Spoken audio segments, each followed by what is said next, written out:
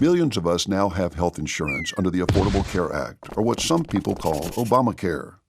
But like many things in life, your health insurance can often be confusing and complicated. Whether you've been insured for years or you're new to the game, understanding your policy is important to your health and your wallet. First things first, you have to pay your premium every month or your insurance could get canceled, kind of like your cable subscription. You can also think of it like a shared healthcare piggy bank. We all chip in each month, even if we're healthy, so the money is there when we need it. If you get insurance at work, your employer probably pays most of your premium and the rest comes out of your paycheck automatically. If you have Medicaid, you most likely don't have to pay any premium at all. The federal government and your state take care of that. If you're insured through a new health insurance marketplace, depending on your income, you may be eligible for a tax credit that pays a portion of your premium. Once you have that shiny new insurance card, you'll want to try really hard to keep it in your wallet. To better your odds at staying healthy, be sure to take advantage of the free preventive services that all new insurance plans provide.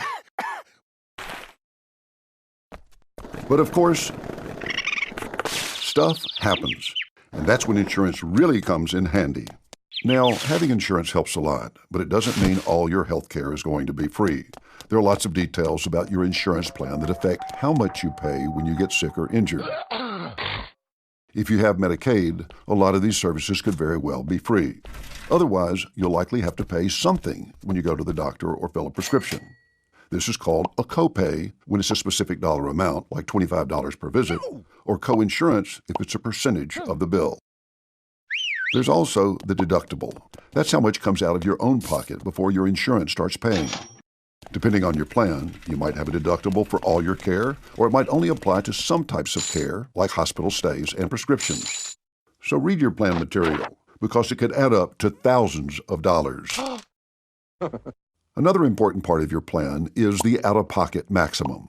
This is the most you'll ever have to pay in any one year, at least for the benefits your plan covers.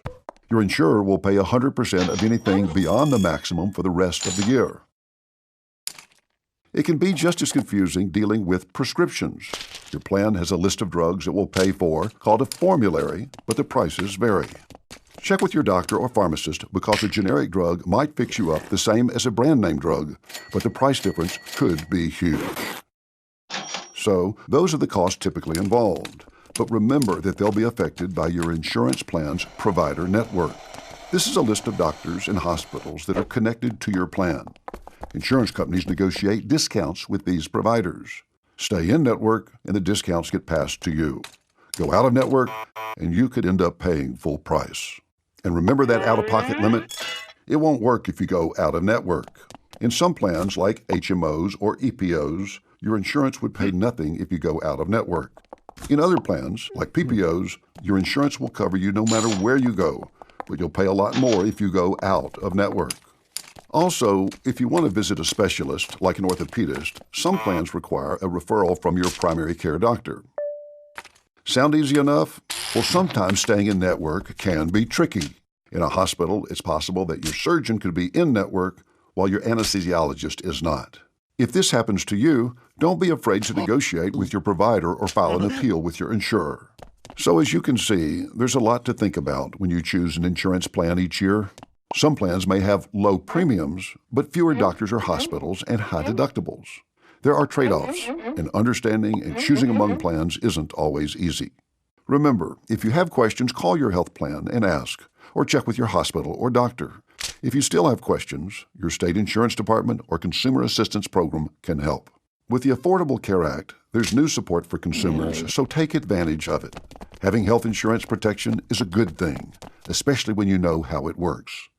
We hope you're now better prepared for the next time you have to pull that insurance card out of your wallet. Stay safe, America.